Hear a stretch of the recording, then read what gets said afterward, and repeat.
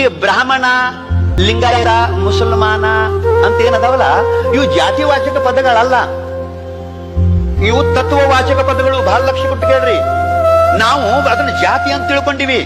ಈಗ ಬ್ರಾಹ್ಮಣ ಅನ್ನೋ ಶಬ್ದ ಆಗಲಿ, ಮುಸಲ್ಮಾನ್ ಅನ್ನೋ ಶಬ್ದ ಆಗಲಿ, ಜೈನ್ ಅನ್ನೋ ಶಬ್ದ ಆಗಲಿ, ನೀವು ಶಬ್ದ ನೋಡ್ರಿ, ನೀವು ಅದಕ್ಕೊಂದು ವಿಶೇಷ ಅರ್ಥದ.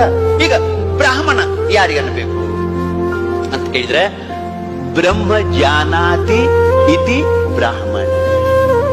ಬ್ರಹ್ಮನನ್ನ ಇಲ್ಲಿ ತನಕ ಹೇಳ್ಕೊಂಡು ಬಂದಿರುವಂತ, ನಮ್ಮೆಲ್ಲರ ಮೂಲ ಸ್ವರೂಪವೇ ಆಗಿರುವಂತ, ಸತ್ತು ಚಿತ್ತು ಆನಂದ ನಿತ್ಯ ಪರಿಪೂರ್ಣವಾಗಿರುವಂತ ಬ್ರಹ್ಮ ಏನದಲ್ಲ, ಆ ಬ್ರಹ್ಮದ ಸ್ವರೂಪವನ್ನ ಯಥಾರ್ಥವಾಗಿ ಯಾವ ತಿಳಿದಾನೋ ಅವನಿಗೆ ಬ್ರಾಹ್ಮಣ ಅಂತ ಅನ್ಬೇಕು. ಇದು ಜಾತಿವಾಚಕ ಪದ ಅಲ್ಲ. ನೀವು ಅನ್ಕೋರಿ ಬೇಡ ಅನ್ನಂಗಿಲ್ಲ.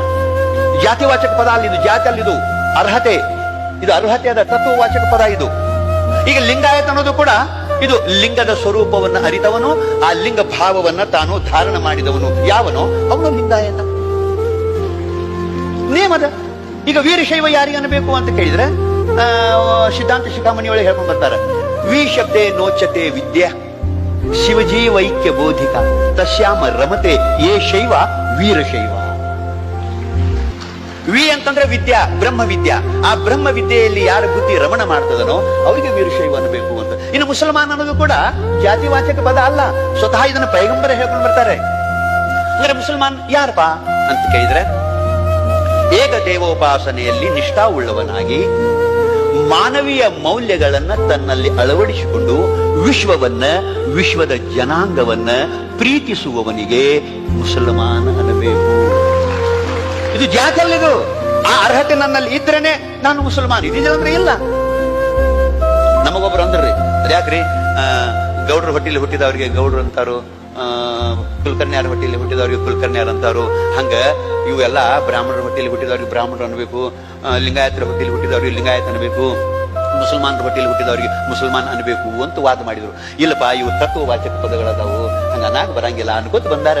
ಬ್ರಹ್ಮವನ್ನ ಅರಿತವನೇ ಬ್ರಾಹ್ಮಣ, ಲಿಂಗವನ್ನ ಅರಿತವನೇ ಲಿಂಗಾಯತ, ಅಲ್ಲಾಹನ ನೈಜ ಸ್ವರೂಪವನ್ನು ತಿಳ್ಕೊಂಡವನೇ ಮುಸಲ್ಮಾನ.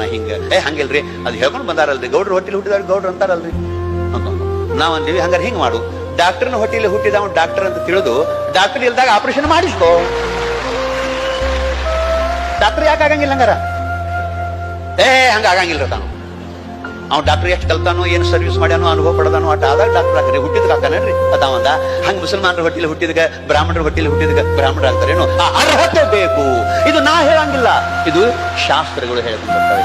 ಸಿದ್ದರಾಮ ಶರಣ ಹೇಳ್ತಾನೆ, ವೇದವನೋದಿ ವೇದಾಧ್ಯಯನ ಮಾಡಿದೊಡೇನು ಬ್ರಾಹ್ಮಣನಾಗಬಲ್ಲನೆ, ಯಜನಾದಿ ಷಟ್ ಕರ್ಮಗಳನ್ನಾಚರಿಸಿದೊಡೇನು ಬ್ರಾಹ್ಮಣನಾಗಬಲ್ಲನೆ, ಬ್ರಾಹ್ಮಣರ ರೇತೋ ರಕ್ತದಿಂದ ಜನಿಸಿದೊಡೇನು ಬ್ರಾಹ್ಮಣನಾಗಬಲ್ಲನೆ. ಇಲ್ಲ, ಬ್ರಹ್ಮ ಜಾನಾತಿ ಇತಿ ಬ್ರಾಹ್ಮಣವೆಂಬುದಾಗಿ ಬ್ರಹ್ಮೀಭೂತನಾದಾತನೇ ಬ್ರಾಹ್ಮಣ ನೋಡ ಅಂತ ಹೆಂಗಂದ್ರು, ಹಂಗ ಲಿಂಗ ಸ್ವರೂಪನಾದವನೇ ಲಿಂಗಾಯತ, ಅಲ್ಲಾಹನ ನೈಜ ಸ್ವರೂಪವನ್ನು ತಿಳ್ಕೊಂಡವನೇ ಮುಸಲ್ಮಾನ ಅನ್ನುವಂತ ವ್ಯಾಖ್ಯಾನ ಬರ್ತದೆ. ಬಂಧುಗಳೇ, ಇಂಥ ಭಾವ, ಇಂಥ ವಿದ್ವತ್ ಪೂರ್ಣ ವೇದಿಕೆ ಮೇಲೆ ಚಿಂತನ, ಮುಕ್ತ ಮನಸ್ಸಿನಿಂದ ಚಿಂತನೆ ಮಾಡಿದಾಗ ಬರ್ತದೆ.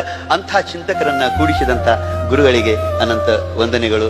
ಎಂಥ ವಿದ್ವತ್ ಪೂರ್ಣವಾಗಿರುವಂಥ ಇದು ವೇದಿಕೆ, ಎಲ್ಲ ಜನರನ್ನ ಕರೆಸಿ ತತ್ವದ ವಿವೇಚನೆ. ಹಾಗಾಗಿ ನಾವು ಮೊದಲು ಶಿವನ ಸ್ವರೂಪರು ಅನ್ನುವಂಥ ಭಾವ, ಜೊತೆಗೆ ದೇಹದ ದೃಷ್ಟಿಯಿಂದ ನಾವೆಲ್ಲರೂ ಮಾನವರು, ಇನ್ನು ದೇಶದ ದೃಷ್ಟಿಯಿಂದ ನಾವೆಲ್ಲರೂ ಭಾರತೀಯರು ಅನ್ನೋದನ್ನ ನಾವು ತಿಳ್ಕೊಂಡು. ಭಾರತೀಯರು ಅನ್ನೋದು ಕೂಡ ಒಂದು ಶಬ್ದ ಹೇಳ್ತೀವಿ.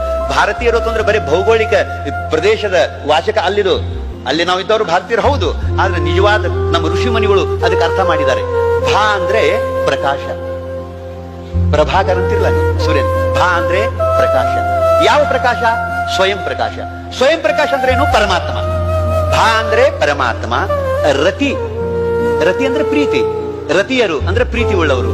ಅಂದ್ರೆ ಪ್ರಕಾಶದಲ್ಲಿ ಪ್ರೀತಿ ಉಳ್ಳವರಿಗೆ ಭಾರತೀಯರು ಅಂತ ಕರೀತಾರೆ.